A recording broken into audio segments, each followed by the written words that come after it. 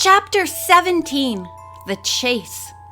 As Detective Foster and Nancy rushed from the apartment house, they almost collided with a woman hovering over a baby in a carriage.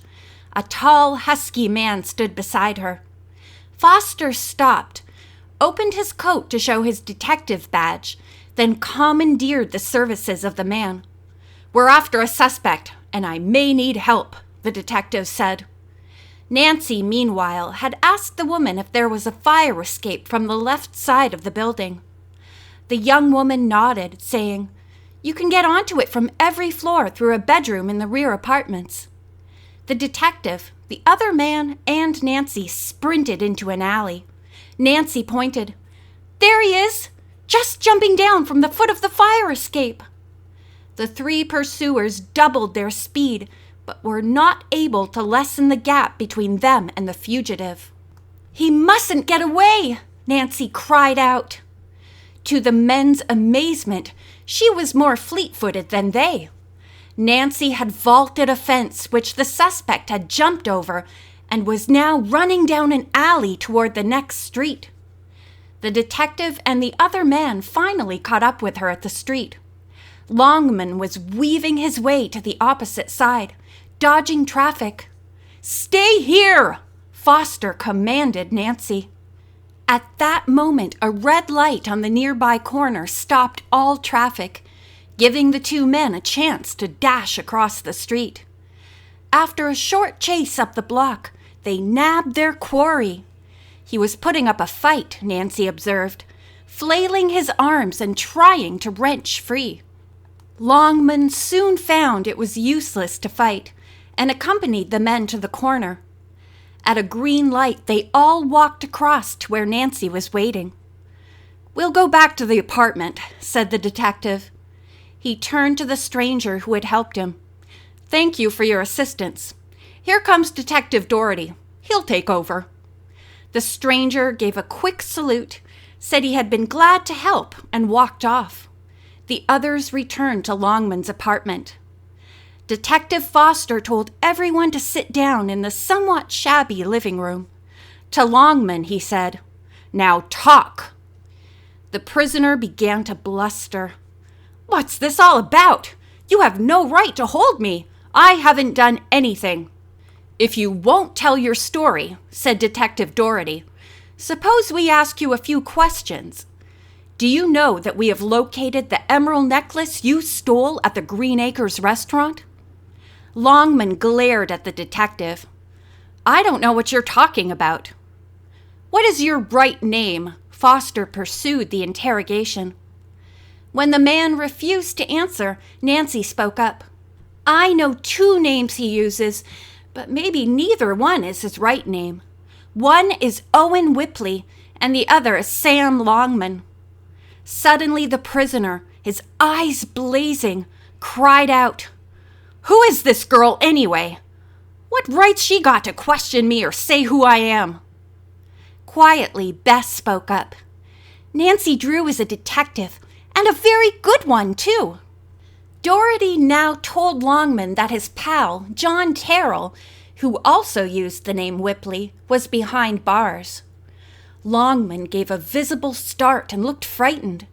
Then his bravado returned, and he said, "Well, that's his hard luck." The officers tried in various ways to get the prisoner to say more, but he merely continued to protest his innocence. Finally, Doherty asked Foster to guard him, while he made a search of the apartment. "It's against the law!" screamed Longman. Doherty pulled a search warrant from his pocket. Then he and the three girls began a really intensive search for evidence. Every closet and bureau drawer was investigated. 20 minutes later, the searchers were ready to admit defeat. They had arrived in the kitchen as the last area in which to hunt. Longman, a self-satisfied smirk on his face, was standing in the doorway with Foster behind him. "You're nuts if you think you're going to find anything here," he bragged. Cupboards were opened. They revealed a few dishes and several cans of food, nothing more. Discouraged, the searchers stood in the center of the room, while Longman watched, grinning. "What did I tell you?" he said. "Now get out of here, all of you." Suddenly, Bess had an inspiration. She dashed across to the gas range and opened the large oven door. The eyes of the other searchers popped in amazement. Jammed inside the oven was the missing dancing puppet. "For Pete's sake," Dorothy cried out. "What's this?" To the astonishment of the two detectives, Nancy explained that this figure had been seen dancing eerily around the Van Pelt estate. "My friends and I have been trying to solve the puppet mystery," she said. Everyone now turned toward Longman.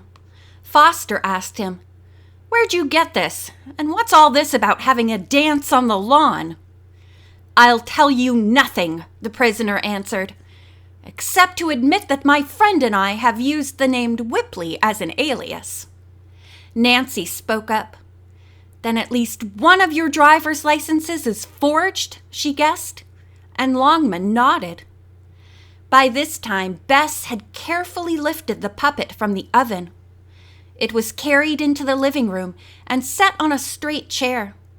Nancy began to examine the figure in its frilly dress. Now was her chance to find out how the puppet worked. Longman's eyes had narrowed almost to slits as he watched the girl. Presently, Nancy said, "Oh, the whole back comes off." "What's inside?" asked George. Before Nancy could reply, Longman jumped toward her and screamed frantically, "Don't touch that! You'll be electrocuted!" All eyes turned on Longman. "I'm an electrician," he continued. "That puppet is highly mechanized and works by remote control to electric wires. There's a live one inside. If you touch it, it'll be curtains for you." "Oh, Nancy!" Bess exclaimed. "You might have been killed." Nancy seemed less ruffled by Longman's announcement than the others in the room. If there were a live wire, it had been put there for a reason. "I'll bet," she thought, "that Sam Longman has something hidden inside this puppet he doesn't want us to find." She communicated her idea to the others. The suspect glared at her. Detective Doherty looked at Nancy in admiration. "You are probably right. We'll look inside this puppet, but we won't take a chance. I'll call the police electrician to handle it with the proper tools." He told Foster to go down to their car and radio Chief McGinnis. The detective made the call, and within a short time, Smitty, the police electrician, arrived. He admitted that Longman's statement was partly true, and it was just as well that Nancy had not put her hand inside the back of the puppet. Smitty unhooked wires leading to strong batteries.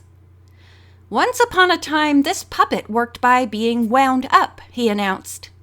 "There's a sturdy spring here, but the key has been removed."